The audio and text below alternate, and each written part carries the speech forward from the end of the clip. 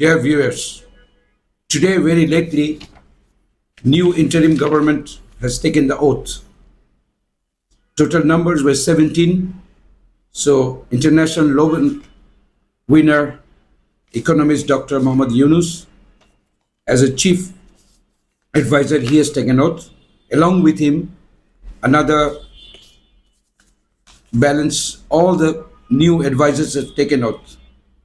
But it's a bad luck. 3 of them could not take oath because they were absent. They were out of Dhaka. Let me read out the names of all those advisors. Chief advisor Dr. Muhammad Yunus.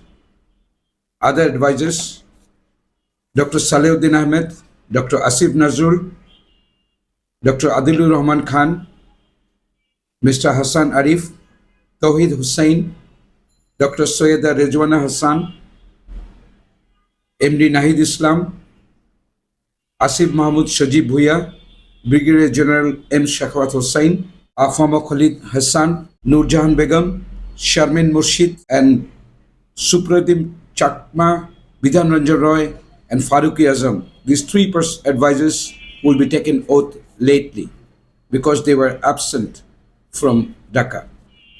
So, dear viewers, we expect the new interim government will run the country smoothly. For the next follow-up, we refer to our correspondent, Mr. Aziz. He's in Mirpur right now.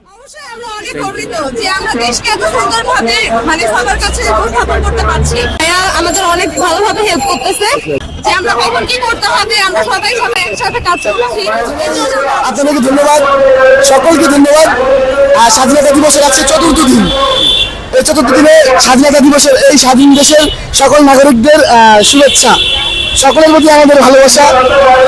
আমাদের এই দেশের দায়িত্ব আমাদের। একটি দেশের চালিকা শক্তি শিক্ষার্থী। আপনি খোঁজ নিয়ে দেখবেন যে অন্যান্য দেশের বহির্বিশ্বে সকল খাতের উৎস এই শিক্ষার্থী।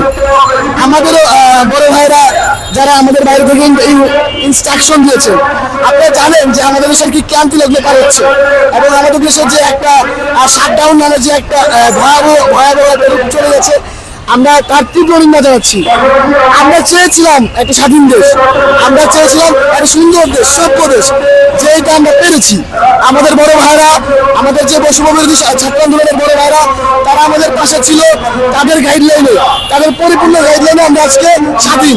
এই স্বাধীন দেশের 4র্থ দিনে আজকে আমরা মেলে ধরেছি। আজকে 3 দিন আমরা এই ট্রাফিক কাজ করছি। প্রথমে ধন্যবাদ জানাতে চাই আপনাদের, যারা কিনা আমাদের সুন্দরভাবে উপস্থাপন করছেন সকলের সামনে। তাছাড়া কখনোই সম্ভব না। আপনারা আমাদের পাশে ছিলেন বলেই আমরা উৎসাহ পেয়েছি, আমরা আমাদের দিক থেকে সেবাটা দিয়েছি। আমরা চাইব এই স্বাধীন বাংলার সকলে একসঙ্গে এই দেশের সকল কার্যক্রমে একত্রিত হয়ে কাজ করবে। আমার এই দেশ আমার আপনাদের সকলে, আমাদের মাতৃভাষা আমরা রক্ষা করব, আমাদের রাষ্ট্র আমরা রক্ষা করব। এবার যেইভাবেই হোক, আমি চাই পরবর্তীতে যারাই আসুক, যারাই এই দেশকে কন্ট্রোল করুক, তারা শিক্ষার্থীর দিকে তাকাবে। শিক্ষার্থীরা কি চাচ্ছে তাদের মনোবলের দিকে তাকাবে। কারণ একটা শিক্ষার্থী 1000 শিক্ষার্থী, 1 লক্ষ শিক্ষার্থী। শিক্ষার্থী চাইলে সব সম্ভব। আপনারা দেখতেই পেয়েছেন 17 বছরের জিনিসটাকে আমরা 17 দিনে ঘুরিয়ে দিয়েছি। আমরা চাইলে সকল কিছু পারি ইনশাল্লাহ। আমাদের একটা কথা আছে যে বুকের মধ্যে অনেকজন, বুক পেতেছি গুলি কর।